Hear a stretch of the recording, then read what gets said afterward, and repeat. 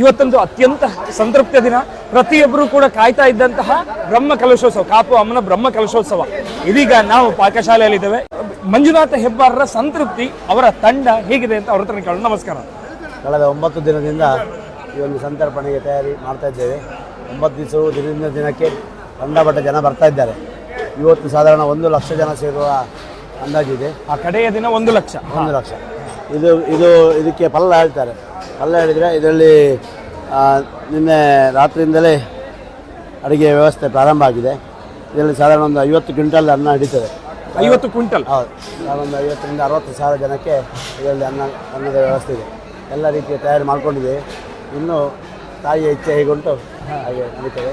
ಈ 9 ದಿನಗಳಲ್ಲಿ ಇವತ್ತಿನದೊಂದು ಬಿಟ್ಟು ಇವತ್ತಿಗೂ 1 ಲಕ್ಷ ಆಗ್ಬೋದು. ಇಷ್ಟು ದಿನ ಎಷ್ಟು ಜನ ಒಂದು ಊಟ ಮಾಡಿ ಹೋಗಿರಬಹುದು? ಸಾಧಾರಣ ಒಂದು 9 ದಿನ 3 ಲಕ್ಷ ಜನ ಊಟ ಮಾಡಿ. 3 ಲಕ್ಷ ಜನ. ನಿನ್ನೆ ಮತ್ತೆ 2ನೇ ತಾರೀಕಿಗೆ ಅಂತೂ ಕಂಡಪಟ್ಟ ಜನ ಇತ್ತು. ಒಳ್ಳೆ ರೀತಿ ಎಲ್ಲ ವ್ಯವಸ್ಥೆಗಳಾಗಿದೆ. ಇನ್ನು ಇವತ್ತೀಗ ಯಾವುದೆಲ್ಲ ಅಡುಗೆ ಇದೆ ಒಂದು ಸಂಕ್ಷಿಪ್ತವಾಗಿ ಹೇಳೋದಾದ್ರೆ? ಉಪ್ಪಿನಕಾಯಿ, ಕೋಸಂಬರಿ, ಚಟ್ನಿ, 2 ಬಗೆ ಪಲ್ಯ, ಚಿತ್ರಾನ್ನ, ಅನ್ನ, ಸಾರು, ಮತ್ತು ಮೆಣಸಿನಕಾಯಿ ಗಸಿ, ಮತ್ತು ಲಡ್ಡು, ಮಡ್ಡಿ, ಮತ್ತು ಸಜ್ಜಿಗೆ ವಡೆ, ಹಾಲು ಪಾಯಸ ಮತ್ತು ಗೋಧಿ ಪಾಯಸ, ಮಜ್ಜಿಗೆ, ಇಷ್ಟು ಐಟಮ್ಗಳಿದೆ. ಕಡೆಯದಾಗಿ ನೀವು ಅದೆಷ್ಟೋ ಬ್ರಹ್ಮಕಲಶೋತ್ಸವ ಇಷ್ಟು ದೊಡ್ಡದು ಇದು ಮಾಡಿದ್ದೀರಿ. ಸೊ ನಿಮಗೂ ಈ ಕಾಪು ಅಮ್ಮನ ಬ್ರಹ್ಮಕಲಶೋತ್ಸವದ ಒಂದು ವಿಶೇಷ ಅನುಭವವನ್ನು ಹೇಳಬೇಕು. ಅಂದರೆ ಎಲ್ಲರೂ ತುಂಬ ಜನ ಪಬ್ಲಿಕ್ಸ್ ಬಂದು ಮಾತಾಡಿ ಹೋಗ್ತಿದ್ದಾರೆ. ಒಳ್ಳೆಯ ವ್ಯವಸ್ಥೆ ಆಗಿದೆ, ಶುಚಿ ಆಗಿದೆ ಅಂತೇಳಿ ಸಾಕಷ್ಟು ಮಂದಿ ಪಬ್ಲಿಕ್ಸ್ ಬಂದು ಇಲ್ಲಿ ಹೇಳುವಾಗ ನಮಗೆ ಅದೇ ಒಂದು ಭಾಳ ಖುಷಿ. ಜನರಿಗೆ ಪಬ್ಲಿಕ್ಸಿಗೆ ಖುಷಿ ಆದರೆ ನಮಗೆ ಖುಷಿ. ದುಡ್ಡು ಸೆಕೆಂಡ್ರಿ. ಫಸ್ಟ್ ನಮಗೆ ಜನಗಳಿಗೆ ತೃಪ್ತಿ ಆಗಬೇಕು. ನಾವು ಮಾಡಿದ ಕೆಲಸಕ್ಕೆ ನಮಗೊಂದು ಸಂತೃಪ್ತಿಯಾಗಿ ಭಾವನೆ ಬರ್ತದೆ. ಸರ್, ಇಷ್ಟು ಜನ, ಇಷ್ಟು ದೊಡ್ಡ ವ್ಯವಸ್ಥೆ, ಸೊ ನಿಜಕ್ಕೂ ಒಂದು ಸಂತೃಪ್ತಿಯ ಕ್ಷಣ ಇದು ಅಲ್ವಾ ಸರ್? ಧನ್ಯವಾದಗಳು.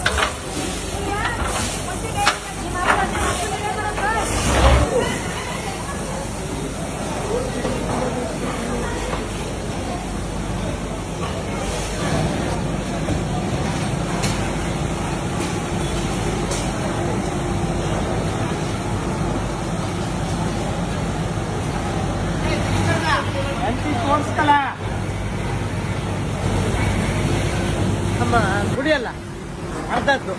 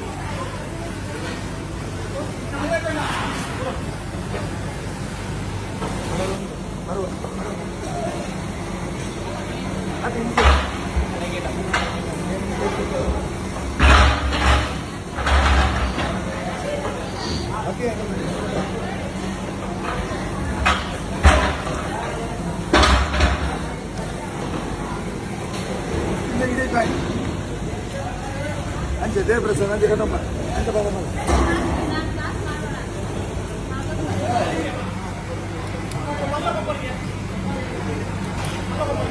Oh, ini. Itu berapa? Ayo berapa? Ini kenapa?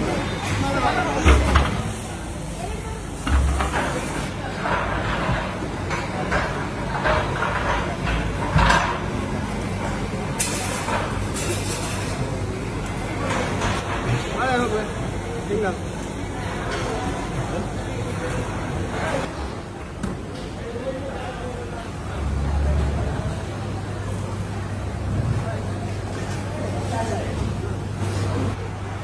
ಅವ್ರು ಕಾಲಿಟ್ಟು ಮಸಾಲೆ ಕಾಲಿಟ್ಟು ಅವಳಿಗೆ ಮಸಾಲೆ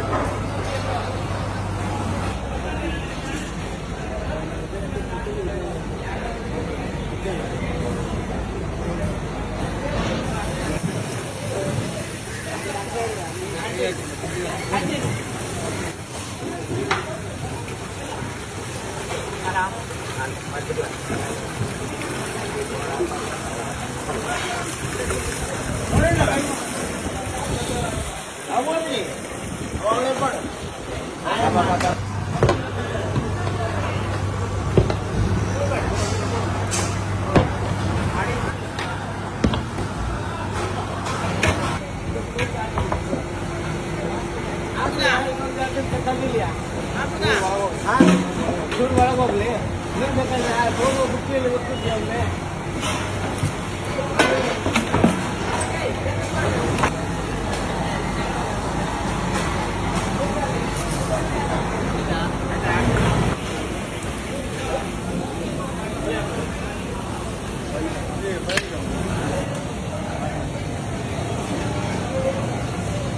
ಇದೇನು ಅದ್ರಲ್ಲಿ ಮಾಡ್ಬೇಕು ಇದೇನು ಅದ್ರಲ್ಲಿ ಮಾಡ್ಬೇಕು